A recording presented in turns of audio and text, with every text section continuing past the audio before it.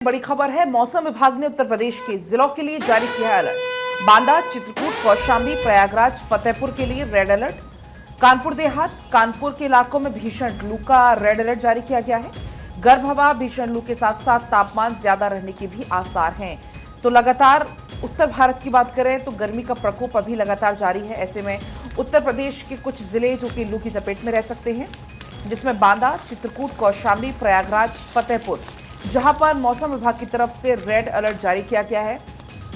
आने वाले कुछ दिन परेशानी भरे, जिसमें कानपुर देहात, कानपुर के कुछ इलाके जहां पर भीषण लू का कहर देखने को मिल सकता है। गर्म हवा, भीषण लू के साथ साथ तापमान ज्यादा रहने के इन जिलों में आसार है और उसको देखते हुए लू के देखते हुए रेड अलर्ट जारी किया गया है। तो सावधान रहने की बहुत ज्यादा जरूरत है क्योंकि तापमान लगातार बढ़ रहा है। कानपुर में लू को देखते हुए रंजना रेड अलर्ट जारी किया गया। देखिए, दिल्ली एनसीआर की अगर बात कर लें तो दिल्ली एनसीआर वालों को 15 जून के बाद लू से राहत मिलने के आसार हैं। दरअसल 15 जून तक बिना किसी विशेष परिवर्तन के ऐसे ही रहने की संभावना मौसम विभाग की तरफ से, यानी कि पूर्वी तराई क्षेत्र में हवा के पैटर्न में कोई बदलाव होने की संभावना नहीं है। बिल्कुल। और देखिए, इस वक्त क्योंकि दैनिक जागरण मेरे पास है और हेडलाइन दी गई कि अभी और तपेंगे दिल्ली, हरियाणा, पंजाब। दरअसल भीषण गर्मी और लू की मार झेल रहे उत्तर भारत की दिल्ली, हरियाणा, पंजाब, राजस्थान जैसे राज्य को एक हफ्ता तक राहत मिलती नहीं दिख रही है। मौसम विभाग ने दावा किया है कि पश्चिमी क्षेत्र में समय से पहले पहुंचने के बाद मानसून की गति धीमी पड़ गई है और इसे फिर से गति हासिल करने में एक हफ्ता लग जाएगा। और ये अनुमान जताया गया है कि वर्ष 2016 के बाद प्री मानसून का सीजन सबसे गर्म हो सकता है। केंद्रीय पृथ्वी विज्ञान मंत्रालय की पूर्व सचिव की तरफ से इस बात की पुष्टि की गई है। तो देखिए किस तरीके से अगर बात टेम्परेचर की करें, आपको बता दें कि एनसीआर का क्या हाल है। सोनीपत में 46 डिग्री टेम्परेचर है। इसके अलावा रेवाड़ी में 46 डिग्री सेल्सियस, गौतम बुद्ध नगर की बात करें तो 45 डिग्री सेल्सियस, हापुड़ में भी 45 डिग्री सेल्सियस, फरीदाबाद में 45 डिग्री सेल्सियस, गुरुग्राम में 44 डिग्री सेल्सियस। इसके अलावा दिल्ली में भी 44-45 के आसपास और गाजियाबाद में 44 डिग्री सेल्सियस टेम्परेचर है।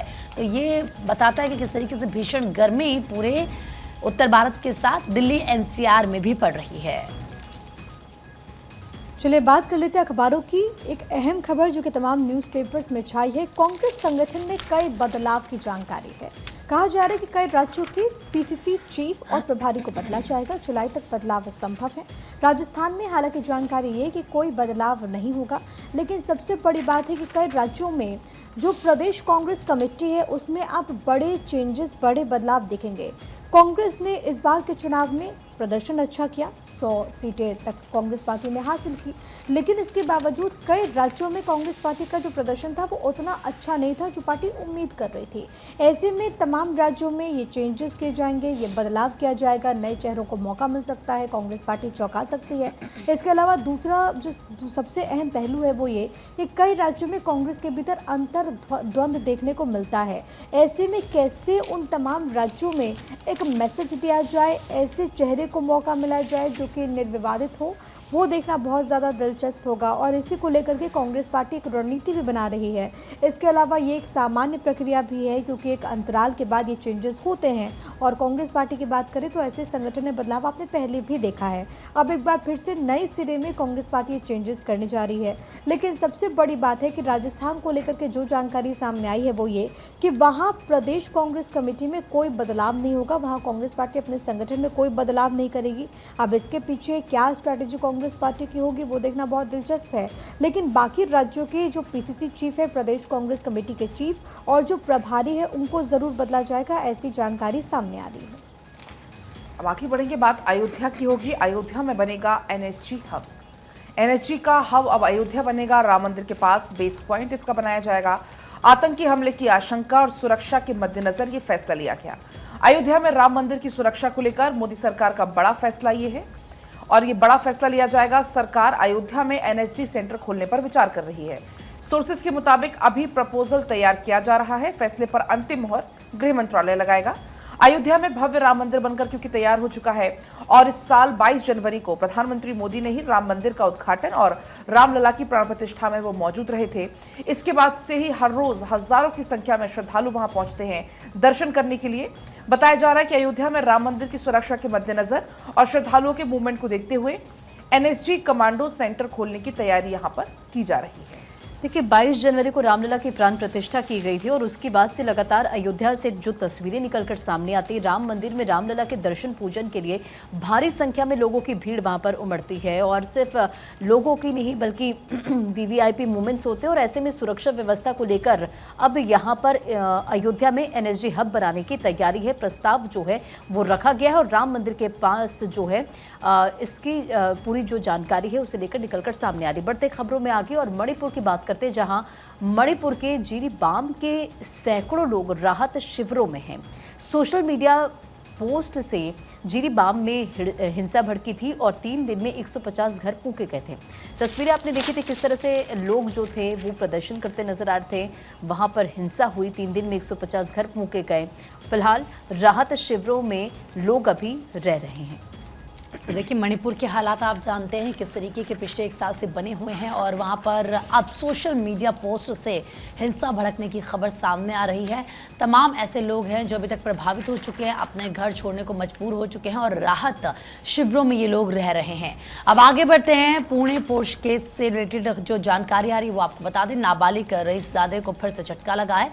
25 जून तक बढ़ाई रिमांड, डॉक्टर पर लगा गंभीर आरोप। ब्लड सैंपल अदला बदली का आरोप लगा डॉक्टर पर और ऐसे में पुलिस को सीसीटीवी फुटेज मिला। आपको याद होगा इस पूरे मामले में जब ब्लड टेस्ट के लिए दिया गया था नाबालिग का, तो 2 हॉस्पिटल्स में ब्लड टेस्ट के लिए दिया गया था, जिसमें एक हॉस्पिटल से ऐसी जानकारी सामने आई थी रिपोर्ट में कि नशे की बात को उसमें कबूला नहीं गया था, लेकिन दूसरे में नशे की बात सामने आ रही थी। जब इस पूरे मामले में पुलिस को शक हुआ तो जाँच की गई तो ये पता चला कि डॉक्टर ने जो रिपोर्ट है वो फर्जी बनाई, यानी कि पैसे देकर ये फर्जी रिपोर्ट तैयार की गई। अब सीसीटीवी फुटेज के आधार पर यहाँ पर क्योंकि डॉक्टर पर गंभीर आरोप लगे हैं तो नाबालिग रईसजादे को फिर से झटका लगा है। आपको ये भी पता होगा, याद होगा कि किस तरीके से इस पूरे मामले में जो नाबालिग था उसका परिवार गुमराह पुलिस को कर रहा था। ये कहा जा रहा था कि नाबालिग तो ड्राइव कर ही नहीं रहा था, ड्राइवर जो घर का था वो ड्राइव कर रहा था। ड्राइवर की तरफ से बाद में स्टेटमेंट सामने आया कि बंधक उसको बनाया गया। ये कहा गया कि अपने ऊपर यह आरोप ले लो कि तुम ड्राइव कर रहे थे। तो पूरे मामले में अपडेट ये कि एक और बड़ा झटका इस रईसजादे को लगा है। आगे बढ़ेंगे, पीएम मोदी के नेतृत्व का कमाल। इम्पैक्ट रैंकिंग में दुनिया में शीर्ष पर भारत, देश के 105 संस्थान रैंकिंग में शामिल हुए। 81वें स्थान पर अमृता विश्व विद्यापीठम। इससे पहले आपने देखा होगा कि कैसे जो क्यूसी वर्ल्ड रैंकिंग आई थी उसमें भी ये जो शैक्षणिक संस्थान हैं वो टॉप पर नजर आए थे। हमने देखा कि एशिया में 3रे नंबर पर भारत की पोजीशन, लेकिन अब कहा जा रहा है कि अब ये जो एक और सर्वे सामने आया है, एक और जो रिपोर्ट सामने आई है, एक और जो रैंकिंग है इम्पैक्ट रैंकिंग, उसमें दुनिया में टॉप पर भारत है। देश के 105 संस्थान रैंकिंग में शामिल हुए। 81वें स्थान पर अमृता विश्व विद्यापीठम है और ये प्रधानमंत्री मोदी के नेतृत्व का कमाल है। इससे पहले आपने देखा कि किस तरीके से अलग अलग सेक्टर्स में, अलग अलग फील्ड में भारत नित नए कीर्तिमान गढ़ रहा है और ऐसे में जो रैंकिंग सामने आई है वो इस बात को बल देती है कि भारत बहुत तेज़ी के साथ आगे बढ़ रहा है और भारत का जो हर एक क्षेत्र है, हर एक फील्ड है, वो उसी तरीके से तेज़ी के साथ विकास को लेकर के अग्रसर है। और अब चलिए आगे बढ़ेंगे, बात होगी सलमान खान के घर के बाहर फायरिंग के मामले की, जिसमें क्राइम ब्रांच ने सलमान खान का स्टेटमेंट दर्ज कर लिया है। सलमान खान के भाई अरबाज का भी बयान दर्ज इस दौरान हुआ है। आपको याद होगा कैसे बाइक पर सवार 2 शख्स आते हैं और यहाँ पर हमला करते हैं, घर के बाहर फायरिंग करते हैं। उसके बाद से पुलिस ने, मुंबई क्राइम ब्रांच ने इस पूरे मामले में जांच तेज की। इसकी जांच दिल्ली गुरुग्राम तक पहुंची थी, वहां से गिरफ्तारियां भी हुई, राजस्थान से गिरफ्तारी हुई। इस पूरे मामले में लगातार पुलिस और क्राइम ब्रांच लगातार पूछताछ कर रही थी और अब इस मामले में सलमान खान का बयान दर्ज हुआ है। सलमान खान के साथ साथ सलमान खान के भाई अरबाज का भी बयान दर्ज हुआ है। बढ़ते खबरों में आगे बढ़ेंगे, टैंकर माफिया के मुद्दे पर दिल्ली के एलजी ने निर्देश दिए। एलजी वीके सक्सेना ने पुलिस कमिश्नर को निर्देश दिए। मनक नहर पर कड़ी निगरानी रखने के निर्देश दिए गए। टैंकर माफियाओं को पानी चोरी करने से रोका जाए, ये एलजी वीके सक्सेना की तरफ से कहा गया है। उन्होंने बाकायदा निर्देशित कर दिए हैं। इससे पहले आपको याद होगा कि कल जब इस पूरे मामले में सर्वोच्च अदालत पर सुनवाई हुई तो सर्वोच्च अदालत ने बहुत सख्त टिप्पणी की और ये कहा कि टैंकर माफिया दिल्ली में सक्रिय हैं, उन पर एक्शन कब लिया जाएगा। दिल्ली सरकार को फटकार भी लगाई गई और ये कहा गया कि अगर आप कुछ नहीं कर सकते तो हम जिम्मेदारी दिल्ली पुलिस को देंगे। हालांकि दिल्ली सरकार की तरफ से कहा गया कि अगर दिल्ली पुलिस इसमें इंटरफेयर करती है तो हमें खुशी होगी। और अब इस पूरे मामले में टैंकर माफिया के मसले पर एलजी की तरफ से निर्देश दिए गए, जिसमें कहा गया है कि वो बाकायदा सघन चेकिंग करे और जो अलग अलग नहर है वहाँ पर कड़ी निगरानी रखे, क्योंकि दिल्ली में पानी की इस वक्त भारी किल्लत है। आप तस्वीरें लगातार देख रहे हैं देश की राजधानी दिल्ली के अलग अलग हिस्सों से, जहां पर लोगों में एक होड़ सी मची हुई है पानी लूटने की। कई जगहों पर टैंकर नहीं पहुंच रहा, कई जगहों पर अगर पानी पहुंच रहा है तो वो भी जितनी डिमांड है उसको पूरा नहीं कर रहा है। लोग परेशान हैं। इसी बीच सरकार की तरफ से कहा गया कि जो लोग पानी को वेस्ट कर रहे हैं उन पर एक्शन लिया जाएगा, जुर्माने का प्रावधान किया गया। लेकिन दूसरी तरफ ये भी सच्चाई है कि दिल्ली में गिरोह है जो कि सक्रिय है, और ऐसा पहली मर्तबा नहीं है जब टैंकर को माफिया को लेकर के आपने ऐसी खबर सुनी हो। इससे पहले भी दिल्ली में, क्योंकि पानी की कमी है दिल्ली में, जो जल स्रोत है वो दिल्ली में अपना नहीं है, वो दूसरे राज्यों पर निर्भर करता है, और इसी आपदा को अवसर में बदलते वो टैंकर माफिया हैं जो कि कहीं ना कहीं कोशिश करते हैं कि कैसे आम लोगों की जेब पर डाका डाला जा सके। ये पानी की चोरी करते हैं, अवैध जगहों से वो पानी भरते हैं टैंकर्स में, उसके लिए मोटी राशि लोगों से लेते हैं। अब उन्हीं टैंकर माफियाओं पर नकेल कसने की तैयारी, और इसके लिए एलजी ने बाकायदा दिशा निर्देश जारी कर दिए हैं पुलिस को। और देखिए प्रिया, क्योंकि सुप्रीम कोर्ट की तरफ से भी इस पूरे मामले में ये पूछा गया कि आप बताइए कि आखिर अगर टैंकर से पानी पहुंच सकता है तो फिर नल के जरिए पानी क्यों नहीं पहुंच सकता आम जनता तक। सुप्रीम कोर्ट की तरफ से ये भी कहा गया कि दिल्ली सरकार ये बताए कि जो बर्बादी पानी की हो रही है उसे रोकने के लिए आप क्या कर रहे हैं। आप ये कह तो रहे हैं कि दिल्ली वासी पानी के लिए तरस रहे हैं, लेकिन असल में 52% पानी बर्बाद हो रहा है दिल्ली में। तो क्या आपने उसको लेकर कोई कड़ा कदम उठाया या फिर नहीं। और दूसरा सवाल ये है कि अगर आप देखिए प्राइवेट टैंकर्स ये हैं, सरकारी टैंकर्स कम हो गए। पहले सुबह शाम 2 टाइम टैंकर्स पहुंचते थे लोगों तक यमुना पार, लेकिन अब एक ही बार टैंकर पहुंच रहा है, और जो प्राइवेट टैंकर्स है वो अपने हिसाब से पैसा लोगों से वसूल रहे हैं पानी पहुंचाने के लिए। तो एक तरफ दिल्ली में पानी का संकट है, दूसरी तरफ बढ़ती गर्मी से झील भी सूख रहे हैं। चंडीगढ़ की बात करें तो वहां पर सुखना झील का जलस्तर घट चुका है। बढ़ती गर्मी के कारण सुखना झील का जलस्तर जो घट रहा है काफ़ी ज़्यादा चिंता का वो विषय है, क्योंकि एक तरफ जो दिल्ली के हालात हमने देखे, वहाँ पर बूंद बूंद के लिए लोग कैसे त्राहिमाम करते हुए नजर आए, क्योंकि गर्मी बहुत ज़्यादा है। ऐसे में पानी की डिमांड बहुत ज़्यादा बढ़ी, और ऐसे में पानी के संकट से दिल्ली वासियों को जूझना पड़ रहा है। दूसरी तरफ बात अगर करें चंडीगढ़ की, वहाँ पर सुखना झील की तस्वीरें आप देख पाएंगे, जलस्तर लगातार झील का घट रहा है, जो कि काफ़ी चिंता का विषय है। और क्योंकि पलक की जो सुखना झील है बहुत ही खूबसूरत ये झील रहती है। आप अगर आम दिनों में यहाँ देखेंगे तो बोट के जरिए लोग यहाँ पर एक तरफ से दूसरी तरफ जाकर सवारी भी करते हैं, और बहुत ज़्यादा टूरिस्ट जो चंडीगढ़ में इस झील की वजह से वहाँ पर जाते हैं। और इवन जो चंडीगढ़ की आम जनता है उनको जब इस तरह से कोई नदी का या झील का दीदार करना होता है तो वो यहाँ पर पहुँचते हैं। लेकिन अगर गर्मी से वहाँ पर भी हालात ऐसे हैं तो आप समझिए कि अब क्या कहा जा सकता है। भीषण गर्मी आगे भी पड़ेगी तो क्या होगा। बिल्कुल प्रीति, आपने सही कहा। और देखिए गर्मी की मार इस वक्त कई जगहों पर देखने को मिल रही है। बात मध्य प्रदेश की कर लेते हैं, जहां मध्य प्रदेश में 2 दिन लेट हुआ मानसून और कई जिलों में प्री मानसून की बारिश हो रही है, लेकिन तप रहा आधा प्रदेश। जनसत्ता इस वक्त मेरे पास है और इसमें जिक्र किया कि मानसून की गति धीमी पड़ी, उत्तर भारत में जारी रहेगी गर्म हवाएं। तो देखिए दक्षिण पश्चिम मानसून की गति थोड़ी धीमी पड़ गई है।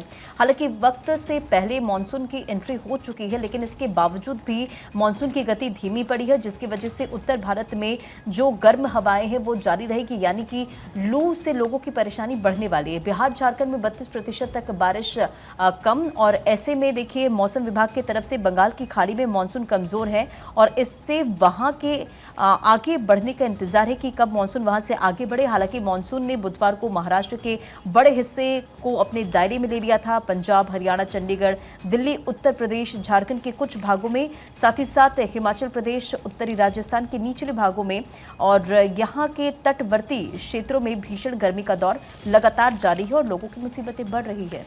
लोगों की जो मुसीबतें हैं वो लगातार बढ़ रहे हैं, उसमें इजाफा हो रहा है। तो वहीं बिहार झारखंड में 32% तक बारिश कम। आपको बता दें किस तरीके से प्री मानसून को लेकर जो खबरें आ रही हैं अब ये कि बिहार झारखंड में 32% तक बारिश कम, और इससे बारिश के दिनों की संख्या में 30% की कमी आएगी। बंगाल की खाड़ी में मानसून का कमज़ोर पड़ना एक बड़ी वजह इसके पीछे माना जा रहा है, यानी कि अगर बारिश कम होगी और इसके दिन कम होंगे तो जाहिर सी बात है इससे नुकसान किसानों को भी होगा और जो गर्मी से राहत मिलती है बरसात की वजह से, या यूँ कह लीजिए कि अच्छी बारिश का क्योंकि इंतज़ार रहता है, जो ग्राउंड वाटर होता है वो भी बारिश की वजह से बढ़ता है, तो उसमें भी कमी आएगी। दूसरी तरफ हम देख रहे हैं कि भीषण गर्मी की वजह से वैसे जो झील है, तालाब है, नदियाँ हैं, सूख रही हैं, पानी उनमें कम हो रहा है, लोग पानी के लिए त्राही त्राही कर रहे हैं। और अगर बारिश भी कम होगी तो ये समझा जा सकता है कि और कितना ज़्यादा नुकसान आम जनता को झेलना पड़ेगा। और ये सब कुछ क्योंकि प्रकृति के साथ जो छेड़छाड़ की जा रही है उसी का असर है। चलिए आगे बढ़ते। उपराष्ट्रपति धनखड़ का 2 दिवसीय जैसलमेर दौरा। उपराष्ट्रपति बबलियान सीमावर्ती क्षेत्र में दरअसल जाने वाले हैं, जवानों से उनकी मुलाकात होगी। बड़ी खबर आपके टीवी स्क्रीन पर।